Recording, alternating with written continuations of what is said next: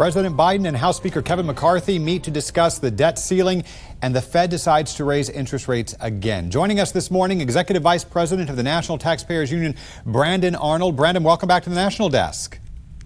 Hey, good morning. Start with President Biden meeting House Speaker Kevin McCarthy to discuss the debt ceiling. Reports are that they have found common ground. What did you make of what came out of this meeting? Well, I think it's encouraging that they're talking. Listen, we're in early February here. By most accounts, we're not going to hit the X date where we would default on our national debt until June. So the fact that they're having these conversations relatively early in this process, listen, Congress loves to procrastinate. They're the kind of group that does their homework on the bus on the way to school the day that it's due. So the fact that we're having these conversations early on, even if there isn't a lot of common ground quite yet, I'm encouraged by the fact that they're having respectful, constructive dialogues. That we're going to push this right up to the deadline. We're looking at, I think, June is when we hit the deadline. Is it going to be a last-minute deal, do you think?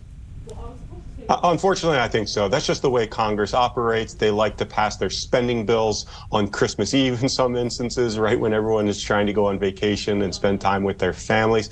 This, unfortunately, is the way Congress operates. But that doesn't mean they shouldn't be meeting now. That doesn't mean they shouldn't be putting proposals together. What we've seen in the past is these groups, the Democrats and the Republicans, they start very, very far apart.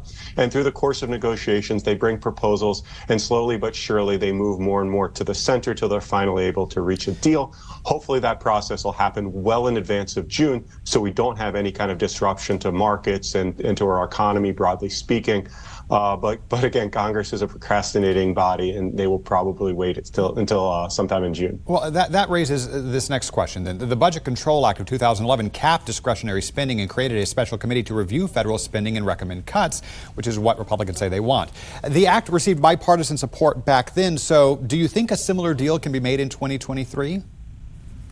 I sure hope so. You know, the Budget Control Act of 2011, it wasn't a perfect deal. I don't think anybody loved it, but it was good enough. And it actually did make a dent in discretionary spending by, as you said, imposing these caps, creating a committee to review spending. It required a vote on a balanced budget amendment to the United States Constitution.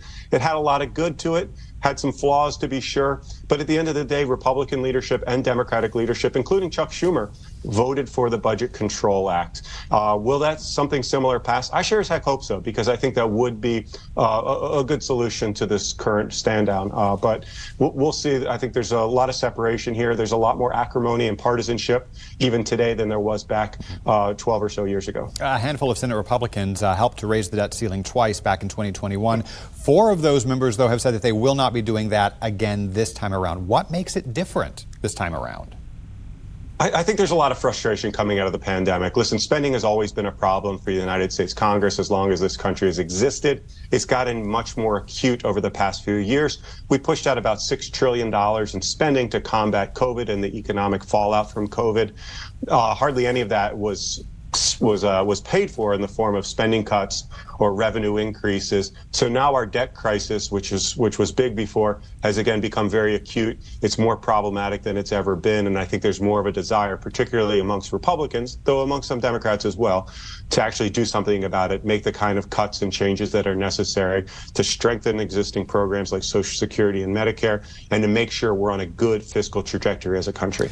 Brandon, I got about 45 seconds left here. The Federal Reserve has decided to raise the interest rate another 1/4 percentage point. Fed Chair Jerome Powell saying that this will not be the last. Are these rate hikes working fast enough? And do you think we're going to see, or how many more do you think we're going to see? Yeah, I really think they need to take their foot off the accelerator, and I think they're starting to do so. That's a good thing. We are seeing inflation start to taper. That's exactly what we wanted. We haven't seen the broad-based economic fallout that we were fearful of, but these things lag. Markets react very quickly, but the broader economic signals take a little bit longer to materialize, which is why I think we need to proceed with caution and slow the pace of Fed rate increases to maybe even not doing anything in the next month or two. Executive Vice President of the National Taxpayers Union, Brandon Arnold, thank you for joining us. And as always, thank you for your expertise. My pleasure.